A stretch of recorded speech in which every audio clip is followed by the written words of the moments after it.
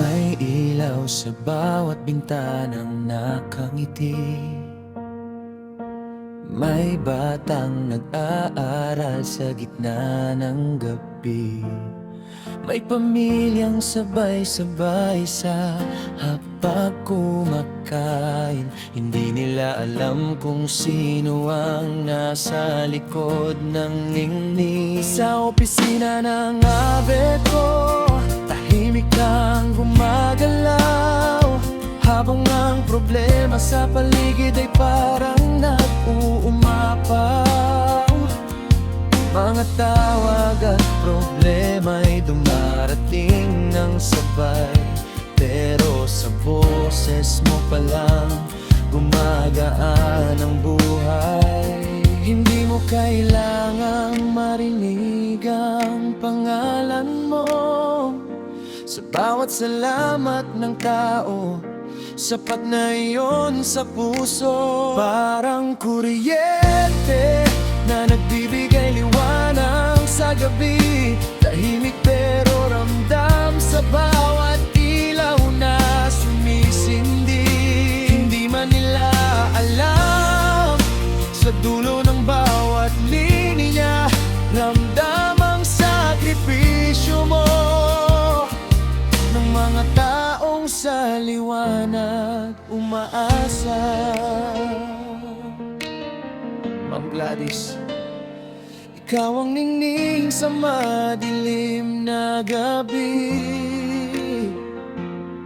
Tahimik na gumagawa, laging handang magsilbi. Kasama ng mga staff sa bawat plano, kasama ng mga lineman sa gitna ng bagyo. May mga taong nasa unahan para gampanan, at may mga taong tahimik lang na lumalaban. Kapag may nangangailangan ng ilaw sa tahanan, may mga pusong agad naghahanap ng kasagutan. At habang natutulog ang karamihan, may mga tulad mong gising para sa bayan.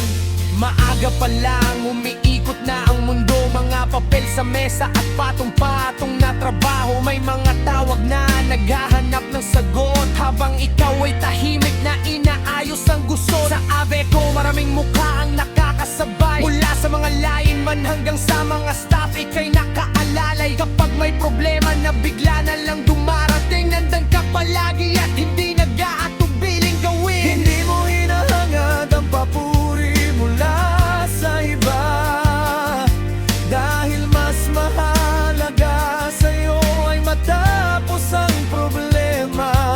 At sa bawat tahanang umaasa sa liwanag, may isang katulad mo na bayaning matatawa. Parang kuryente na nagbibigay liwanag sa gabi. Tahimik pero ramdam sa bawat ilaw na sumisindi. Hindi man nila alam, sa dulo ng bawat linya, ramdam ang sakripisyo mo ng mga taong sa liwanag umaasa.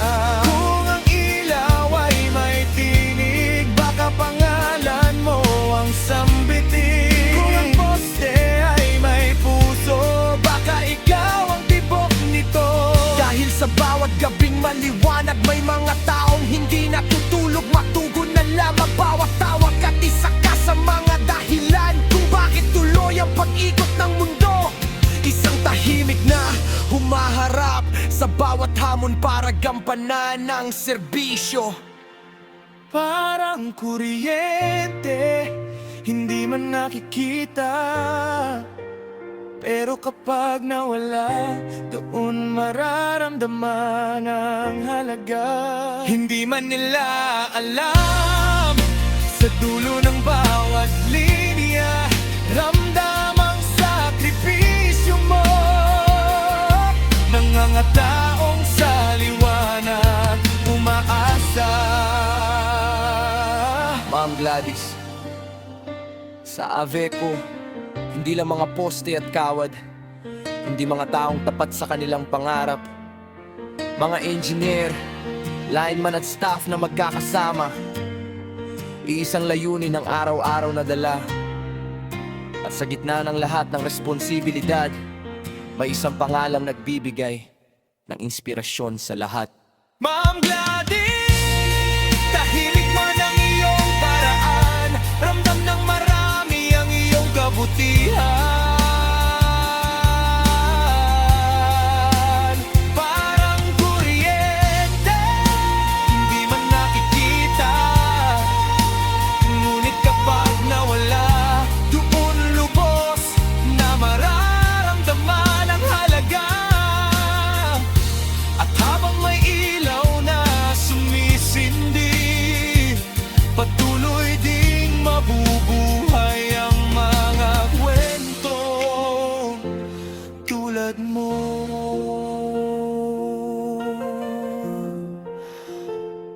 Ma'am Gladys, maraming salamat.